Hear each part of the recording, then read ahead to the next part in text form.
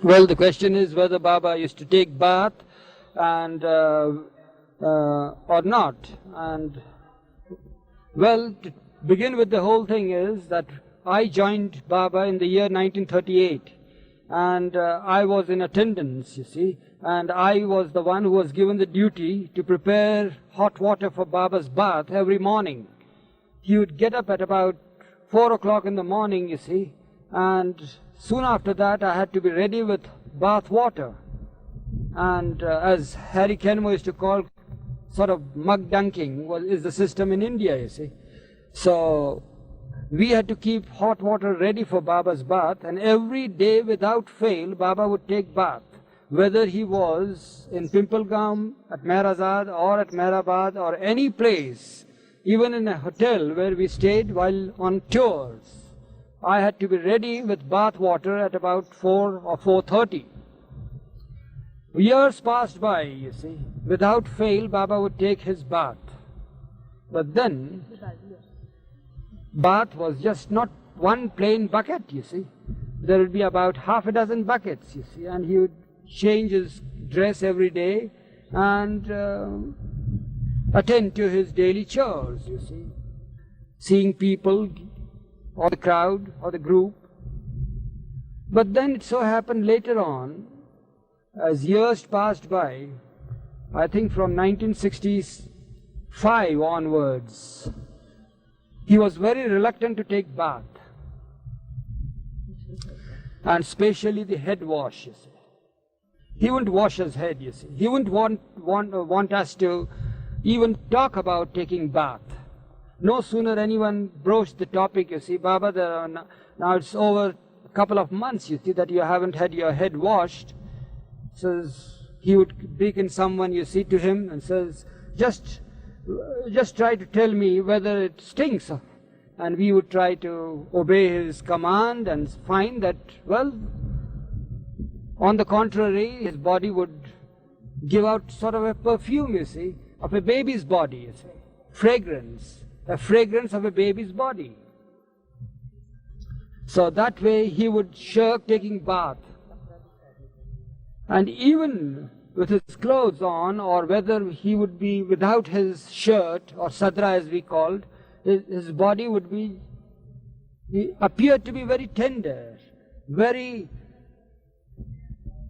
tender, and at the same time soft to touch, and but he was very muscular, mind you. Muscles were there, of course, very strong muscles, you see. He would sometimes give us the opportunity to touch him and feel his muscles, you see, the arm muscles, the biceps and all that. He was very strong, no doubt. Yet, in all appearance, he looked very tender and soft to touch. And even the clothes, when his clothes were changed, when Baba changed his sadra, and it was given to be washed, we had to wash it.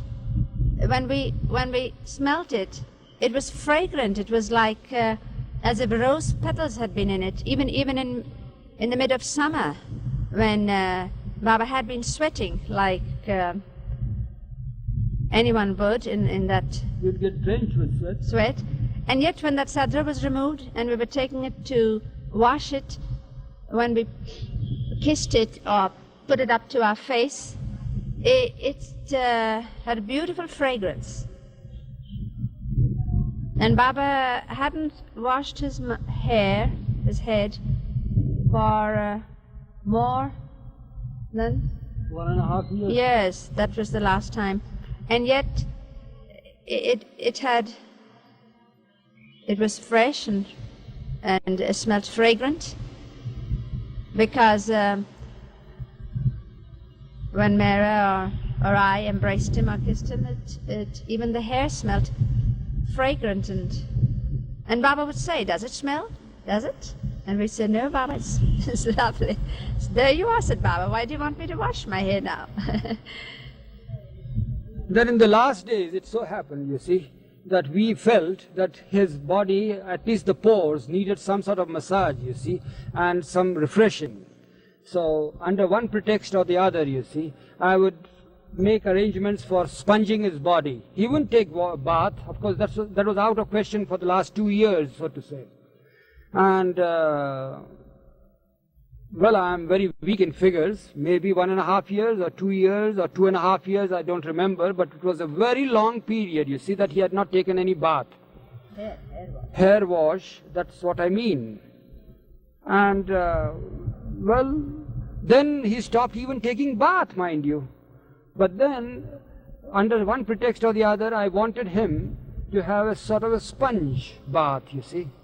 And to ask him and then to prepare the whole thing would be futile, because he would refuse to do anything. So I found out a way out of it. I just prepared. I told Ghaver to prepare some basins full of warm water and nice sponges and all that. And then I took the advantage, you see. I said, Baba, let me first wash your feet. Let me sponge your feet. And then, of course, with great reluctance, he would admit that. And then I would go to his calves, you see, and then to his thighs, and then to his waist, and then to his chest, and then to his shoulder and head and face and everything, you see. So once Baba remarked that, well, I was imitating him, you see, because he would do the same thing for the musts, you see, trying to induce them to have some sort of sponge or a bath, you see. So he, with a very broad smile, one day remarked just before passing away, saying that, well, Eruch, you have learned the art from me. You are trying to imitate me, you see. And of course we all enjoyed that joke. I still remember that day, you see, when I tried to induce that, and I did succeed in giving him a good sponge bath, you see. And he appeared so fresh and radiant once again, you see, with that sponge and massage of the body and all that. Well, that's the story, you see. Trying to outfox the fox. Yes, yes.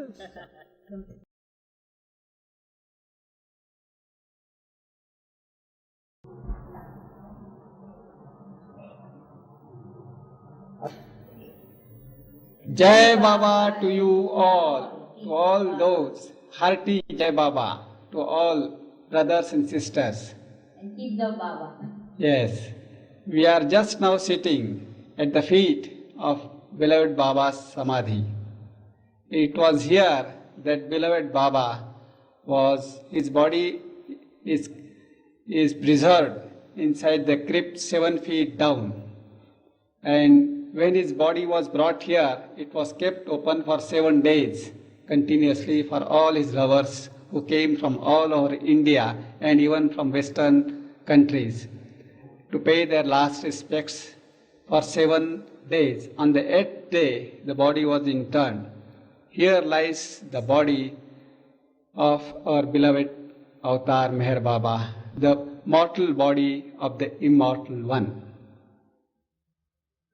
And it was covered with rose flowers and with his usual clothes and garlands. And on the 8th day, exactly at 12:15, the time when he dropped the body, a wooden box was put over the body upside down, and then before that, all the intimate Mandali of Baba, Mehra, Mani, and Baba's family members, and Dr. Kenmore, and others were present inside. They paid their last respects to beloved Baba, and then the box was brought from outside and placed over the body upside down. And then earth was put, and all those who had gathered from all over India, they came one by one and put a little earth as their last homage to Baba. One by one in their hands they came with the earth and put one handful of earth. Like that, all those, the thousands that had come, they paid their last homage to their beloved Avatar. Mansari, have you got to say anything? You go on. Go on. I will relate a story which is I began, but it has been half done because the battery was off the other day.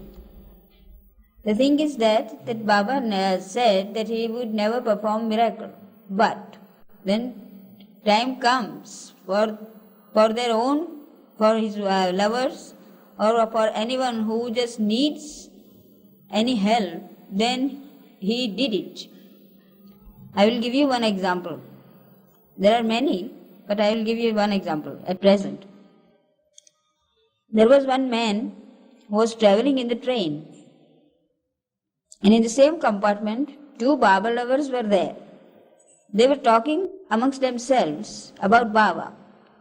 He only heard the name Meher Baba, Baba, Baba during their conversation.